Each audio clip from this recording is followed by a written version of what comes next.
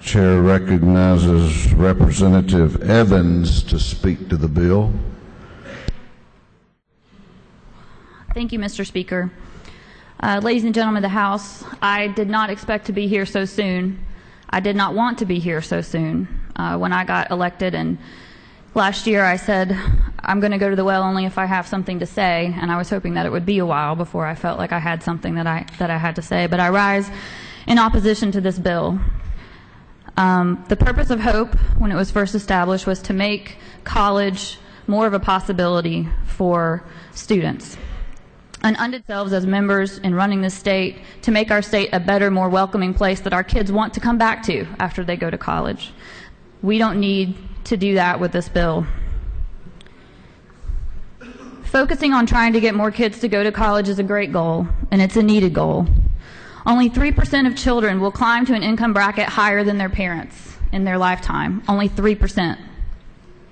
This means that the family that you're born into is going to determine your future more than anything else, which is maybe an obvious point. But the way to change that 3% factor is to get more of our students into college. And that's what the HOPE Scholarship was meant to do. I'll tell you a story, a personal story. Those of you who don't know me, I grew up in Ringgold, Georgia, which is a small town up on the Tennessee line. Got some friends in here from there. And my high school, Ringgold High School, graduated about 30% of my graduating class went to college. Several years later, I was fortunate to go to the University of Georgia on a HOPE Scholarship. Several years later, I was babysitting for a family in Buckhead, and they happened to leave a brochure from a private Buckhead college on the table, and I was flipping through it. And I noticed on the front cover, it had a listing of all the students from the prior year's graduating class and the colleges they had gone to. 100% of that private Buckhead college, the students from that school went on to college. 30% from my high school went to college. Now, I know that maybe we say a lot that not everybody's meant to go to college, and maybe that's true. There are plenty of things that don't require a college degree, and we should all be given that choice. But we should not determine who is meant to go to college from birth. And that's what happens. HOPE was intended to change that. You cannot dream what you don't know. My parents didn't go to college. My grandparents didn't go to college. How can you dream about college if you don't really think of that as a possibility for yourself? HOPE is a wonderful advertisement for college for our students. Those who don't sit around the table talking about college, those who aren't looking forward to college visit weekends with their parents, they know about the possibility to go to college because of the HOPE Scholarship. And we deserve to keep that dream alive for them. Now, I've been giving a little bit of anecdotal evidence about myself, but it's not just me. Those families with incomes less than $36,000, 5% of the children from those families will go to college. $36,000 to $63,000 a year, 15% of those kids will go to college. Over 95%, if your family earns income over $95,000, 75%, you have a 75% chance of going to college. We can't ignore these numbers. HOPE was intended to change these numbers, and we shouldn't change the purpose of HOPE today. I've heard the argument that a 10% cut isn't that much. Well, first of all, that's not guaranteed. This year we're saying 90%. Next year it may be 80. Eventually it may be 50. We don't know. We can't promise that today. But I would challenge you that 10% is a lot. It depends on which of those income brackets you fall into, whether that's a lot of money to you. I'm going to take GSU as an example. Yearly tuition at GSU is $6,070.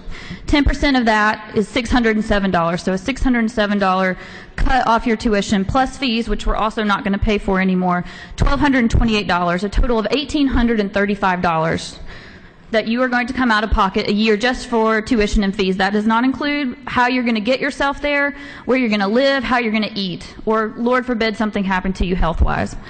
That's $35 a week. $35 a week may not sound like that much to those of us in here, but I have a story, another story, and it's always stuck with me. When I was growing up, we didn't have much money at all. $35 was a lot of money. Well, I remember very vividly when I was in middle school visiting a family friend who was more affluent than we were. And the mother was running to the store to get some groceries or something, and she turned to her husband and said, "Honey, I need some money. Can you give me some money? I got to go pick up some things for dinner." and he, without thinking, pulled $40 out of his wallet and gave it to her. For me, as a 12-year-old, I think I was about 12 years old at the time, that was such an amazing thing to me. I thought, how could he just so easily pull $40 cash out of his wallet and give it to his wife to run to the store just to pick up some stuff? I remember that now when I go to the ATM or when I'm looking at menu prices. $40 is a lot. $35 is a lot when you don't have a lot. Why would we make it harder on our students? And I'm not suggesting that we have to have a complete cutoff in income. I'm just suggesting that we deserve it to our students to consider a sliding scale. People will be impacted differently by this 10% cut, and we should recognize that in our legislation. We have a duty to the little girls growing up like me in Ringgold, Georgia. It's not just inner city kids that are poor, it's rural kids. And we deserve to give them a chance to be treated differently. We deserve to make up for the fact that they're going to be treated differently. We're sending bad message with this. I want to touch on the Zell Miller Scholarship. 3.7 is a high GPA. That is a high enough standard, I would submit. I don't agree with this, cutting these kids out, but if we're going to cut them out, let's recognize that 3.7 is an achievement. Why should we force them to also have a 1200 SAT score? Again, I'll tell you a personal example with myself. I graduated with a 3.8 in high school. I had barely 1,000 on my SAT. Hard work can get you a higher GPA. Hard work will not always get you to a higher SAT score. These tests are biased, not racially, but economically. I could not make up for the fact that I didn't have 18 years at a dinner table with educated parents sharing vocabulary, talking about reading, giving me the tools I would need to score high on an SAT score.